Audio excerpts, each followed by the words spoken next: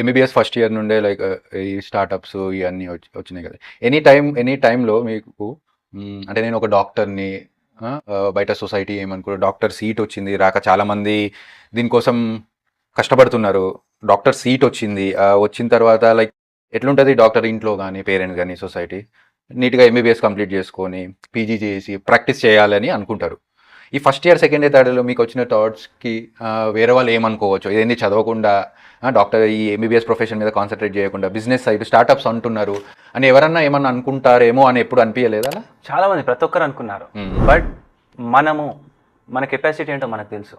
మనం చదువుని నెగ్లెక్ట్ చేయలే, చదవడం ముందరికెళ్ళింది, కాలేజ్కి వెళ్ళడం ముందరికెళ్ళింది. అండ్ అదేవిధంగా ఆ ఎక్స్ట్రా టైం, చాలామంది ఎక్స్ట్రా టైం గేమ్స్లో కానీ వేరే కరిక్యులర్ యాక్టివిటీస్ కానీ అందులో ఇన్వెస్ట్ చేస్తుండే. నేను ఆ టైంని నా పర్సనల్ గ్రోత్కి ఇన్వెస్ట్ చేస్తుండే.